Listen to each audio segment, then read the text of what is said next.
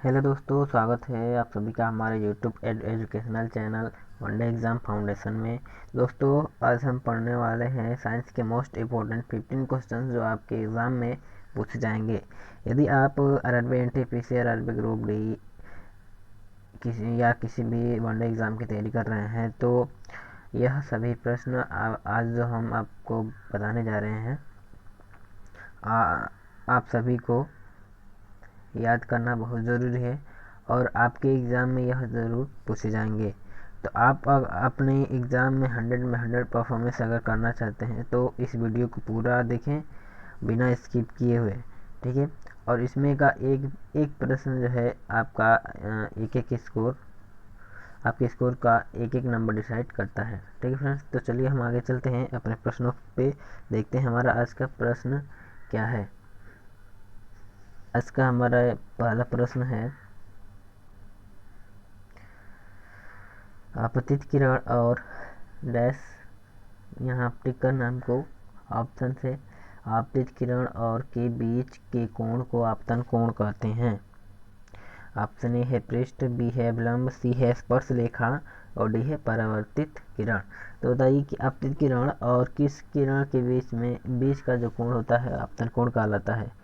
तो आपतित किरण और यहाँ पे हो जाएगा अभिलंब, क्या हो जाएगा हमारा अभिलंब के बीच की जो कोण होता है उसे हम क्या कहते हैं, आपतन कोण कहते हैं। तो यहाँ पे राइट आंसर होगा ऑप्शन नंबर बी, अभिलंब, ठीक है। अब आगे चलते हैं, हमारे देखते हैं पर दूसरा प्रश्न क्या है। दूसरा प्रश्न हमारा है, तरलों के द्वारा लगाए गए घर्षण बल को क्या कहते हैं। ऑप्शन ए है घर्षण, बी है उत्प्लावकता बल, सी है उत्क्षेप या डी है संवहन। तो देखिए, तरलों द्वारा लगाए गए घर्षण बल को हम क्या कहते हैं, घर्षण कहते हैं। तो इस प्रकार से हमारा जो राइट आंसर होगा option number A right answer हो जाएगा, घर्षण, ठीक है। अब आगे चलते हैं, हमारा तीसरा प्रश्न। देखिए, तीसरा प्रश्न जो है, दाब की एसआई मात्रक क्या है। तो दाब की एसआई मात्रक क्या है। ऑप्शन ए है पास्कल, बी है न्यूटन और सी है वाट और डी है कैंडेला। तो इसमें हमारा राइट आंसर हो जाएगा ऑप्शन नंबर ए, पास्कल। दाब का जो एसआई मात्रक जो होता है वो क्या होता है, पास्कल होता है। और पी इक्वल टू होता है F/A, यानी एकांक क्षेत्रफल पर लगने वाले अभिलंबवत बल को क्या कहते हैं, दाब कहते हैं। तो इस प्रकार से इस फार्मूले के अनुसार इसका जो मात्रक जो होता है न्यूटन प्रति मीटर स्क्वायर भी होता है और एसआई मात्रक इसका पास्कल भी होता है, ठीक है। क्या होता है तो पास्कल, ठीक है। अब आगे चलते हैं, देखते हैं हमारा अगला चौथा प्रश्न क्या है। देखिए, चौथा प्रश्न है, पेनिसिलिन की खोज किसने की थी। ऑप्शन ए है एडवर्ड जेनर, बी है नील्स बोर और सी है सर अलेक्जेंडर फ्लेमिंग और डी है हेनरिच हर्टज। तो देखिए, इसका हमारा राइट आंसर हो जाएगा इस प्रश्न का, पेनिसिलिन की खोज किसने की थी। तो पेनिसिलिन की खोज जो है सर अलेक्जेंडर फ्लेमिंग ने की थी। कि वो कौन किया था, सर अलेक्जेंडर फ्लेमिंग ने किया था, ठीक है। अब प्रश्न नंबर 5 क्या है, रक्तवाहिनी में रक्त को जमने से रोकने वाले हिपेरिन का निर्माण होता है। ऑप्शन ए है लीवर में, बी है गुर्दे में, सी है संयोजित और डी है प्लीहा। तो देखिए, रक्त वाहिनी में रक्त को जमने से रोकने वाले हिपेरिन का निर्माण, यानी जो रक्त वाहिनी में क्या होता है कि रक्त को जमने से रोकने के लिए एक होता है हिपेरिन, ठीक है। हिपेरिन जो होता है ये इसकी वजह से रक्त क्या होता है हमारे नसों के अंदर या रक्त वाहिनियों के अंदर नहीं जमता है, ठीक है, नहीं जमता है। तो किसके कारण नहीं जमता है, तो इस हिपेरिन के कारण नहीं जमता है। तो इस हिपेरिन का निर्माण कहाँ होता है, किस में होता है, यह प्रश्न पूछा जा रहा है इसमें। तो देखिए, इसका जो राइट आंसर होगा आप लीवर, क्या होगा, लीवर, यानी ऑप्शन नंबर ए इसका राइट आंसर होगा। जो हिपेरिन जो होता है उसका निर्माण कहाँ होता है, तो लीवर में। चलिए आगे चलते हैं, हमारा अगला प्रश्न 6 नंबर का प्रश्न जो है, पूछ रहा है कि डीएनए का संक्षिप्त रूप है। डीएनए का संक्षिप्त रूप यानी डीएनए डीएनए का फुल फॉर्म पूछ रहा है। डीएनए का फुल फॉर्म क्या होता है?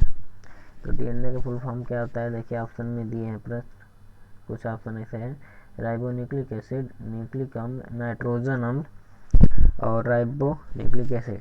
तो यहाँ पे देखिए दो ऑप्शन जो एक जैसे हैं, तो यहाँ पे ये जो ऑप्शन नंबर डी है ये गलत है। यहाँ पे होगा डी ऑक्सीराइबो। क्या हो जाएगा?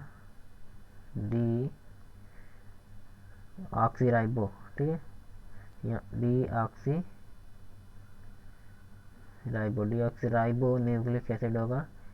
तो इस प्रकार से हमारा जो राइट आंसर होगा option number D right answer हो जाएगा।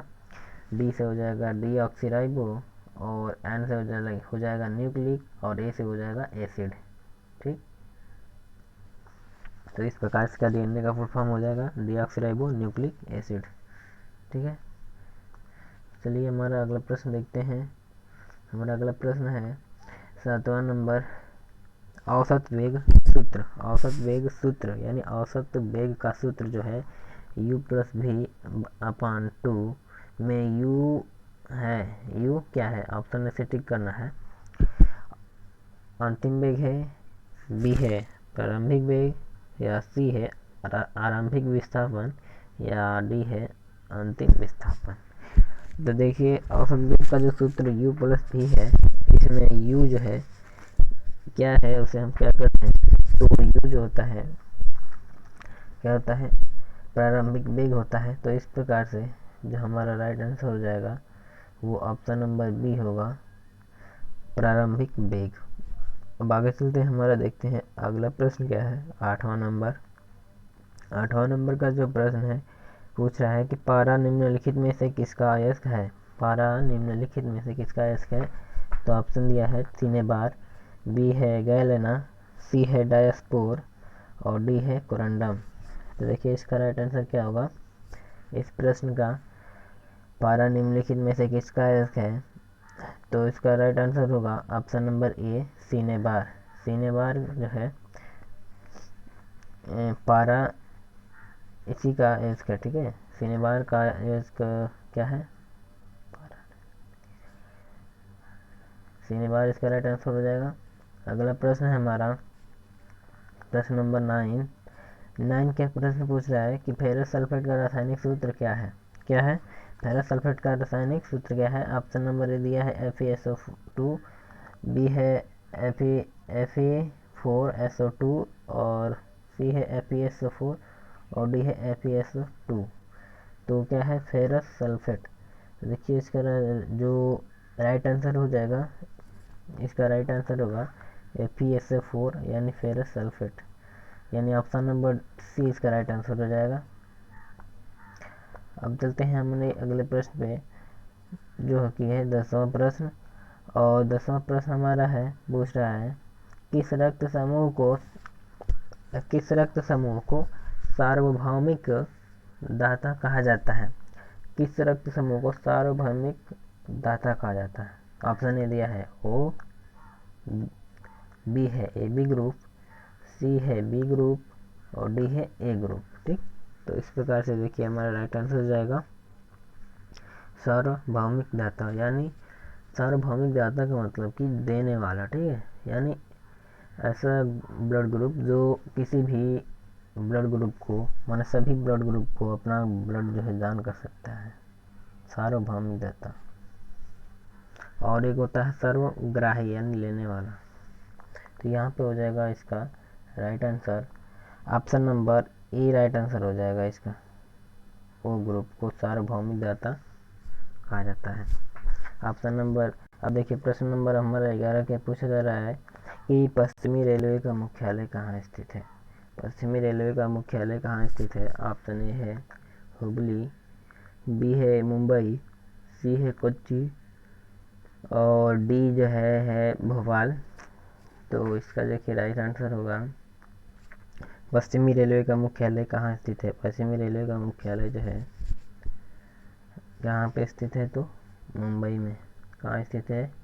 मुंबई में इसका राइट आंसर हो जाएगा ऑप्शन नंबर बी। चलते हैं अपने अगले प्रश्न पे। प्रश्न नंबर 12। देखिए प्रश्न नंबर 12 क्या है, प्रकाशिक तंतु निम्नलिखित में से प्रकाश किस सिद्धांत पर कार्य करता है। ऑप्शन ए दिया है परावर्तन के सिद्धांत पर, बी है अपवर्तन के सिद्धांत पर, सी है विवर्तन के सिद्धांत पर और डी है पूर्ण आंतरिक परावर्तन के सिद्धांत पर। तो देखिए प्रकाशिक तंतु निम्नलिखित में से किस पे वर्क करता है, तो इसका जो राइट आंसर हो जाएगा वो होगा पूर्ण आंतरिक परावर्तन। क्या होगा, तो पूर्ण आंतरिक परावर्तन, यानी ऑप्शन नंबर डी इसका राइट आंसर हो जाएगा।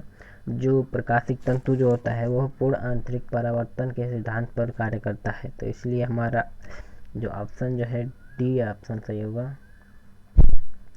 अब चलते हैं आगे हमारे अगले प्रश्न पे, देखते हैं हमारा अगला प्रश्न क्या पूछा जा रहा है। 13 नंबर का 13 नंबर में पूछ रहा है कि नीले तथा हरे रंग के मिश्रण से कौन सा रंग प्राप्त होता है। नीले और हरे रंग के मिश्रण से कौन सा रंग प्राप्त होता है। ऑप्शन ए दिया है सियान, बी है काला, सी है बैंगनी और डी है भूरा। तो इसका राइट आंसर क्या होगा, देखिए नीले तथा हरे रंग के मिश्रण से कौन सा रंग प्राप्त होता है। तो नीले तथा हरे रंग के मिश्रण से कौन सा रंग प्राप्त होता है, तो सियान रंग प्राप्त होता है। तो इस प्रकार हमारा राइट आंसर हो जाएगा ऑप्शन नंबर ए। 13 का option number A right answer हो जाएगा। आगे चलते हैं, हमारा अगला प्रश्न है 14 नंबर का, ध्वनि की तीव्रता का स्थायी मात्रक क्या है। ध्वनि की तीव्रता का स्थायी मात्रक क्या है। ऑप्शन ए दिया है डेसिबल, बी है न्यूटन, सी है हर्ट्ज, डी है टेस्ला। ठीक है, तो इस प्रकार हमारा इसमें राइट आंसर हो जाएगा ध्वनि की तीव्रता का स्थायी मात्रक। जैसा कि आप जानते होंगे ध्वनि की तीव्रता का स्थायी मात्रक देखिए न्यूटन तो होता है बल का, ठीक है, फ्रीक्वेंसी का होता है हर्ट्ज, और ध्वनि की तीव्रता का जो मात्रक होगा वो होता है डेसिबल। ठीक है, क्या होता है, डेसिबल। तो इस प्रकार राइट आंसर क्या हो जाएगा, option number A right answer हो जाएगा। ध्वनि की तीव्रता का स्थायी मात्रक डेसिबल होता है। और देखिए हमारा अगला प्रश्न 15 नंबर का क्या है, निम्नलिखित में से चादर के आकार में परिवर्तित नहीं किया जा सकता है। तो चादर के आकार में किसे परिवर्तित नहीं किया जा सकता है, तो ऑप्शन ए दिया है सोना, बी है चांदी, सी है पोटेशियम, डी है एल्यूमिनियम। तो इस प्रकार बताइए कि निम्नलिखित में से किसे चादर के आकार में परिवर्तित नहीं किया जा सकता, यानी पीट कर चादर के रूप में परिवर्तित नहीं किया जा सकता है। ऐसा कौन सा धातु है, सोना है, चांदी है, पोटेशियम है या एल्यूमिनियम है। ठीक है, तो देखिए इसका जो राइट आंसर हो जाएगा, इसका राइट आंसर हो जाएगा हमारा पोटेशियम। पोटेशियम को हम चादर के रूप में पीट कर परिवर्तित नहीं किया जा कर सकते। देखिए इसका जो राइट आंसर था क्या था, पोटेशियम, ऑप्शन नंबर सी होगा। तो देखिए चादर के आकार में परिवर्तित नहीं किया जा सकता। जिस भी तत्व या धातु को हम चादर के आकार में परिवर्तित करते हैं तो चादर के आकार में परिवर्तित करने की प्रक्रिया को हम क्या कहते हैं, आघातवर्धनीयता कहते हैं। क्या कहते हैं, आघातवर्धनीयता। इस प्रक्रिया के दौरान ही हम किसी धातु को चादर के रूप में परिवर्तित करते हैं, इसे हम कहते हैं आघातवर्धनीयता। यदि हम किसी धातु को तार के रूप में परिवर्तित करते हैं तो उसे हम क्या कहते हैं, तन्यता। यानी किसी धातु को पीट कर तार के रूप में परिवर्तित करने के प्रक्रिया को क्या कहते हैं, तन्यता। और चादर के रूप में परिवर्तित करने की प्रक्रिया को क्या कहते हैं, तो आघातवर्धनीयता कहते हैं। तो इस प्रकार से हमारा जो आज का जो 15 प्रश्नों का जो सेशन है आज समाप्त होता है, और ये था हमारा आखिरी प्रश्न। यदि आपको यह वीडियो अच्छा लगा है तो आप हमारे वीडियो को लाइक करें, शेयर करें और चैनल को सब्सक्राइब करना ना भूलें। वीडियो देखने के लिए बहुत बहुत धन्यवाद।